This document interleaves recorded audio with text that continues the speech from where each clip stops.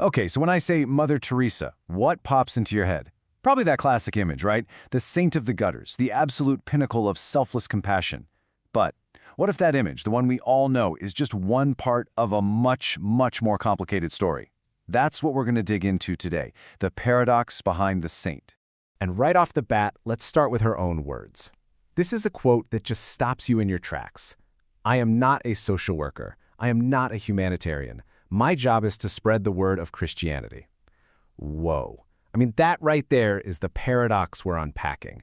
She wasn't exactly hiding what she was about. So the real question becomes, why did the world see something so different? All right, Section 1, the icon we know. And, for most of the 20th century, she was this larger-than-life figure, a humanitarian giant, a Nobel Peace Prize laureate. I mean, her name was basically shorthand for selfless charity. She was the symbol of compassion, a global icon. And that's the foundation we're starting from, the reputation the entire world knew. So, the public perception was pretty straightforward, right? A dedicated social worker tirelessly helping the poorest of the poor. That was the story. But here's the twist. That perception, as we're about to find out, might just be a massive misunderstanding of what she was actually doing. Okay, so if she wasn't a social worker, what was she? This is where we get to the core of it, the real mission. When you look at her own statements, and even the official rules of her organization, the Missionaries of Charity, you find a mission that's, completely different from what we'd call social work.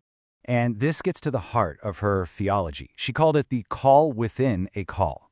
And get this, her stated mission was not to end poverty. It was to quench the infinite thirst of Jesus Christ on the cross for love and souls. So we're not talking about fixing earthly problems here. The number one goal was spiritual. It was about saving souls. And this is where it gets really deep. The poor weren't seen as just people who needed help. In her view, they were a distressing disguise of Jesus. Think about that for a second. It means that when her nuns were caring for someone, that act of care wasn't really for the person. It was an act of worship, directed through them to God. And as you can imagine, that philosophical starting point changes everything about the actual on-the-ground quality of care. This chart really lays out the fundamental divide. You've got your secular humanitarian approach on one side. The whole point is to help the person, to restore their well-being. The person is the goal. But on the other side, for the Missionaries of Charity, the aid was a means to an end. The person was more like a vessel for a divine spiritual transaction. We're talking about two totally different operating systems here, and they're just not compatible. So, this whole theological idea wasn't just some abstract concept. It had huge and, frankly, often devastating real-world impacts. So let's dive into the first big area of criticism, the medical evidence. What was the care in her homes actually like? And check this out. This quote isn't from just anybody. This is from Dr. Robin Fox, the editor of The Lancet. We're talking one of the most respected medical journals on the planet. He visited one of her homes in 1994, and his takeaway? He called the medical care haphazard. He flat out said her approach was clearly separate from the hospice movement. That's a powerful statement from a huge authority in the medical world. And when you dig into the specifics, it's pretty shocking. There was a systemic neglect of diagnosis. So think about it. Someone with a totally treatable condition could be lying right next to someone who was terminally ill, and they'd get the same, lack of treatment. Pain management? Almost none. We're talking aspirin for the agony of terminal cancer. And the staff were mostly untrained volunteers, but they weren't even given basic medical instructions. It was a recipe for disaster. Okay, and then there's this. This one detail is just mind-blowing. Multiple volunteers and journalists reported that hypodermic needles were reused. And they weren't even properly sterilized. They were just rinsed in cold water and then used on the next patient. I mean, from a medical standpoint, that's just indefensible. The risk of infection is astronomical. This table just lays it all out so clearly. Look at the difference. Modern hospice standards at the time called for things like morphine for severe pain.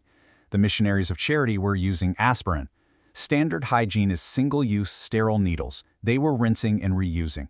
It's not like this was the 1800s. Even by the standards of the 1990s, the gap between their practices and established palliative care was just massive. Now you might be thinking, okay, maybe they were just poor. Maybe they couldn't afford medicine and clean needles, right? Well, that's where this story takes another sharp turn. Let's talk about the money. because this leads us to the second huge area of criticism, the financial black box of her organization. So, get a load of this number. 7%. A major investigation back in 1991 by the German magazine Stern found that only 7% of all the donations were actually used for direct charitable work in India. 7. It's an absolutely staggering figure. So you gotta ask, if only 7% was going to the poor, where on earth was the other 93% going? Well, here's where it apparently went. That other 93% was reportedly transferred to the Vatican Bank, held in reserve, or used for a massive global expansion. The goal wasn't to build a state-of-the-art hospital in Calcutta. The goal was to open as many missionary houses as possible all over the world. So the money was fueling growth and expansion, not improving the quality of care in the places they already were. And then there's the question of where some of this money came from.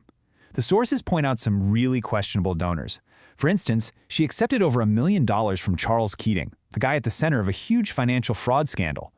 Even after she was told the money was stolen from regular people, she refused to give it back. She also famously accepted an award from and praised the brutal Haitian dictator Baby Doc Duvalier. It seems like, when it came to funding the mission, the source of the cash wasn't the top concern. Okay, so after hearing all that, how are we supposed to process this? How do we judge this incredibly complex legacy? Well, the source material suggests there are basically two completely different frameworks for looking at her.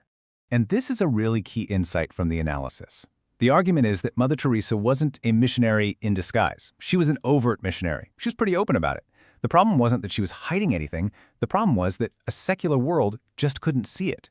We wanted to see a humanitarian, so that's what we saw, completely misinterpreting her actual work. And that brings us to the final verdict, which is really two verdicts in one. On one hand, if you judge her by humanitarian standards, the goal is to reduce suffering, to heal people, then you have to say the work was deeply, deeply flawed, a failure even. But if you judge her by her own goals, by her theological mission, to save souls and expand her religious order, well, from that perspective, she was an unbelievable runaway success. Maybe one of the most successful missionaries ever. Which leaves us wrestling with this one last provocative question. Was she a saint for the gutters? A woman who truly served the poor? Or was she something else? Was she, as her critics argue, a friend of poverty, someone whose entire spiritual mission actually depended on the existence of suffering? And that is the ultimate paradox of Mother Teresa.